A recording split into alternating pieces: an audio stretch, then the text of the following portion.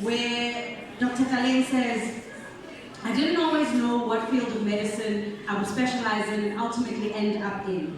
So becoming Dr. T, the sex doctor, was the most organic and was the most organic and fulfilling experience of my life. It was not always clear to me that that would be my specialty, as my career seemed to take a lot of time to define itself in terms of what it was about, sexual and reproductive health that was most important to me. I felt I could have the most impact in the area of sexual pleasure, particularly women's sexual pleasure, throughout our different reproductive cycles. Meeting women, hearing about their experiences, thoughts, feelings, how we as women experience our bodies through menopause, menstruation, and through sexual violence and trauma, and what that would look like, not just for women in general, but for South African women, became my focus. Your definition of women is inclusive. You speak about the anatomy of different kinds of bodies. You speak about intersex people. You speak about intersex genitals. You speak about girl-on-girl sex. You speak about anal sex. Why was it important for you to take this particular approach?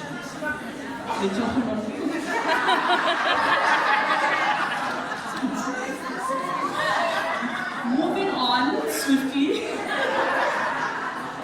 and bravely. Ask that question again. Okay.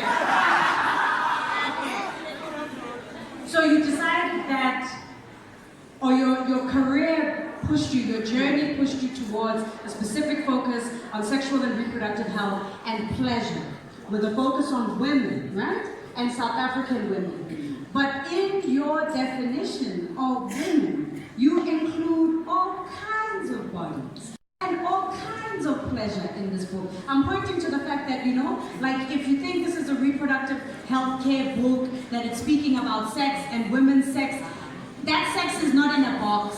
Yeah? If you look in the mirror and you define yourself as a black woman, no matter what you have between your legs, this book is for you. If you wake up in a bed having slept with a black woman, no matter what she has between her legs, this book is for you. So I want to know why you took that approach.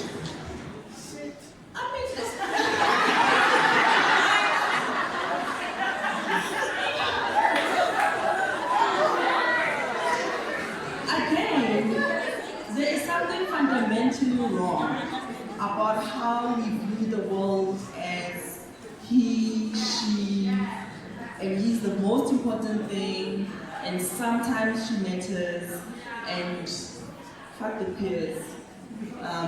Who cares about trans women? Who cares about sex workers? You see, there's nothing wrong with that. And you're not gonna fix that if you're gonna write a book and then just perpetuate the same binaries. What's the point? You can Google the internet and find all the stuff. And why it's a revolution for me is because I've written the book deliberately that the intersections are infused in everything that you read. Yes. So there's no chapter especially for other people. We are all in there. We are all experiencing this together at the same time. And it's deliberate. Because again, there's just so much that others, and that just brings us apart in terms of our experiences, our bodies, and all of that. And we need to talk about the system and the structural oppression, right, that comes with having a birth registration and being limited in how you define yourself. And then still having young people and older folk who then struggle to change their gender markers in their ID documents. You have people who struggle to access hormone therapy to make themselves look and feel like how they truly want to be. And so the book is deliberately inclusive. I was, you know, and that's what I think is the love for me, you know, that's where it comes from, is that everyone needs to see themselves in the book. There's no hierarchy to who's important or whose pleasure is important. There's no hierarchy to human rights. You know, we all have a right to be who we are and have the best sex life we can have, but let it be affirming, let it be on your terms. And that's what's important, is that it must be infused, because if you're still making a chapter it means you still see them as different and other. So I had to prove to people that it's possible to live in a world where we are all just valid and here and we are alive and we are living. It's possible. The logic of the book is so beautiful. Yes,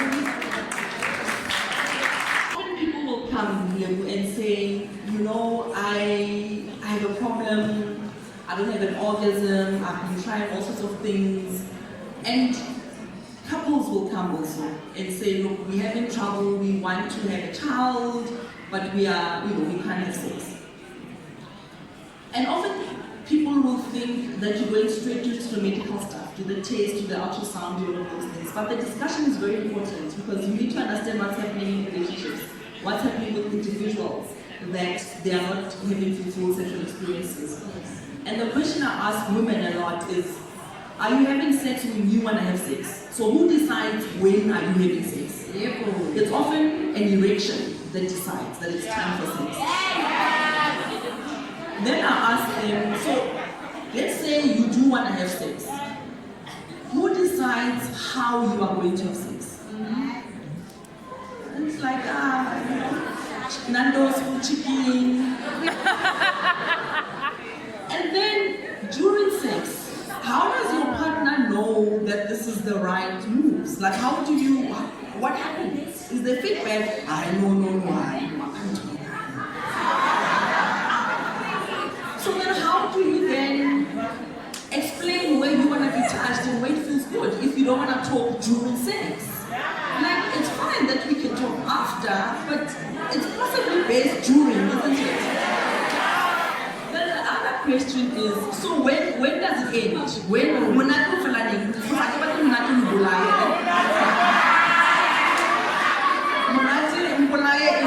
anniversaries and other things. In between, when does it end? If it ends with an ejaculation.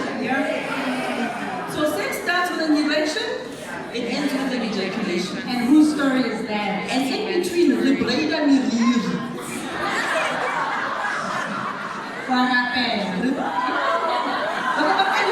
Here today, wow, maybe I had all the time last night because I go right?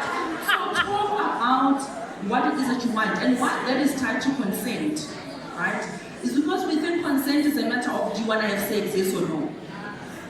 That is part of consent. The ongoing conversation is part of consent. Because a lot of people think consent is you go to step before play. No. The constant affirmation that I want to be here, I'm wanted, and this feels good, continue. That is consent. Communicate! The pleasure section deals with everything from consent and communication to orgasms to king, to Kickstars,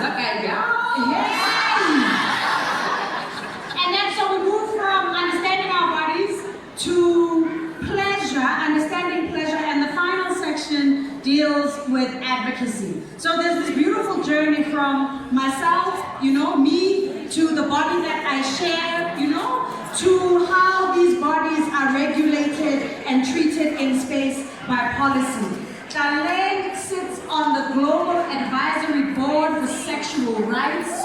Tlaleng is a sex work advocate.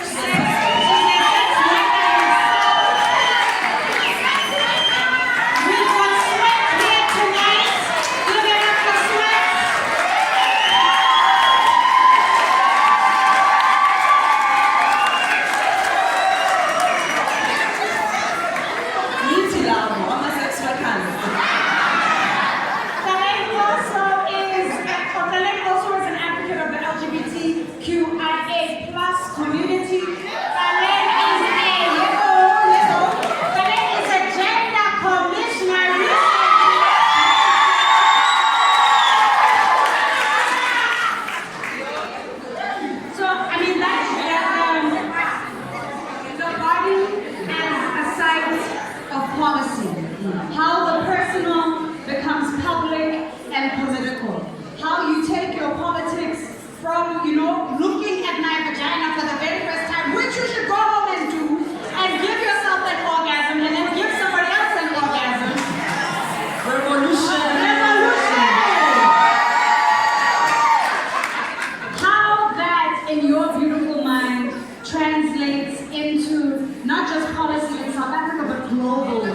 policy.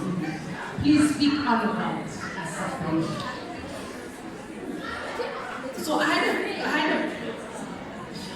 a person who was experiencing like deep-seated turmoil, right, about their body, about the expression, about what it means to be in a relationship and seek pleasure. And this person was married for 20 years. And again, because you have time. Like, I don't know about doctor, I'm patient, but patients are more patient. They want to come in and do a quick drive-through and leave. And they want to tell you already and prescribe a lot of meeting. So sometimes you take patients when you want to talk.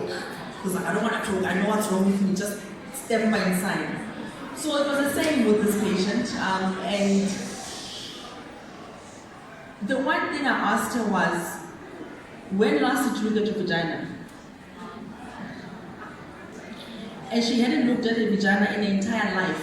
Not marriage, life. And the discussion then went from, I want a child and I want to experience pleasure, to unshackling the mind, right?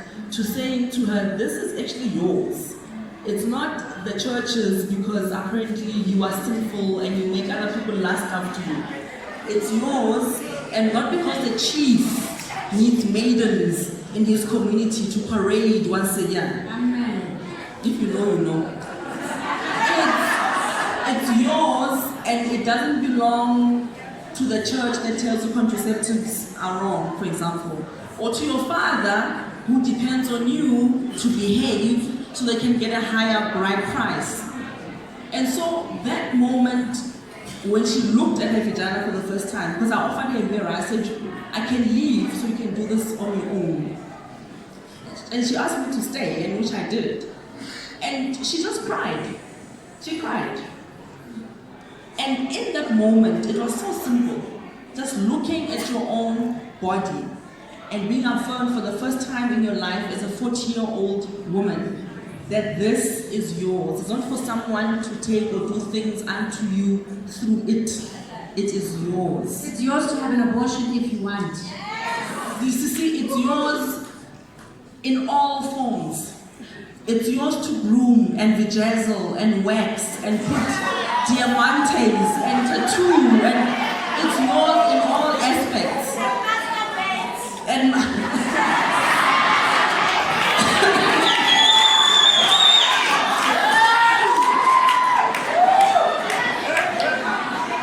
autoeroticism, I'm sure the academic autoeroticism. So that's what, again, normalizing that. Because how are you going to tell someone what feels good on you if you don't know? I mean, this is real also because my last question I know to Fine.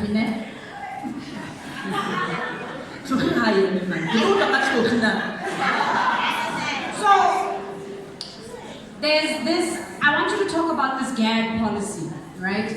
So a lot of our reproductive health programs, particularly those that are funded by, that are run by NGOs in South Africa, that get international funding, especially funding from American, right? So American have decided that if you are dealing with anything related to the abortions, I mean, abortion is legal in South Africa. It's a human right. It's a human right. So I mean, please speak upon this. This is one of the reasons when Khaled goes to stand up in front of Bill Gates and in the Senate in America and in Berlin, this is what she's standing up for. All of these issues that we're speaking about, this is what she's standing up for. So the global gag, and it's in the word gag, it's a silencing. It silences people and it freezes them into inaction. And it's a policy that started in the US by Ronald Reagan, and we experienced it in South Africa during the second George Bush administration. And if you remember, at the height of our HIV response, there was a lot of talk about health system strengthening. And of course that means money. And so with the TAC action and all of the pressure from all that advocacy from civil society, government was forced into doing something, and that something was wide distribution and access to antiretroviral treatment. But part of the money to support that, to train nurses, train doctors, research, development, policy, all of it, did come as foreign aid from America. And one of the clauses is if you are an organization that receives this foreign aid, which is the Presidential Emergency Fund for HIV, you will not advocate, you will not support any policy work, you will not give information, you will not refer any patient who requires an abortion. That's fine if you think, because later on they say, well, this doesn't affect governments, so the government must follow their own in-country laws. But the problem for South Africa is the government has always been insufficient in terms of internal capacity to do what it needs to do for the entire population. So it outsources a lot of services to non-governmental organizations who are the recipient of that money. So if you are in a clinic whose HIV testing, counseling, all of the support and ARV distribution is being done by an NGO receiving that money, it doesn't matter that you are a facility that's a government run. The fear that people will lose their funding far overrides the clause in the black and white paper. And the fact that our government has allowed this fear to be so structural at the moment and so deeply entrenched, you know, it's a bad thing.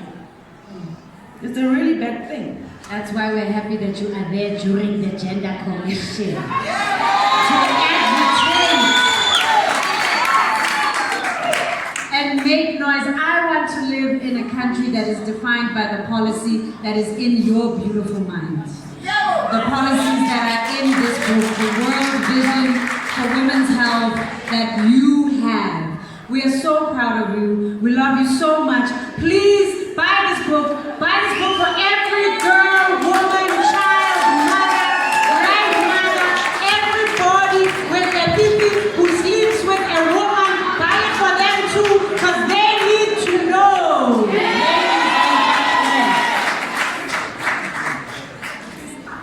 Guys, can we give them a warm round of applause?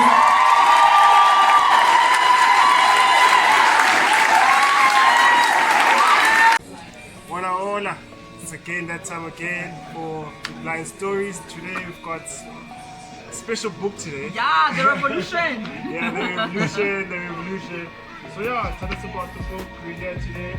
So this is a guide to sexual health and pleasure by Dr. T, and it's the revolution that brings pleasure back into the limelight because everyone deserves good life.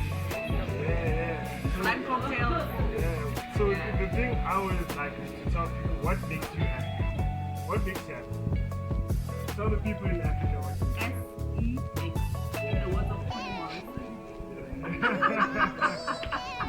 So get the book, it's out. It's a reading pleasure, and I'm gonna be reading on this. So let's up. And we'll meet up because we're family now. Yeah, very. One now.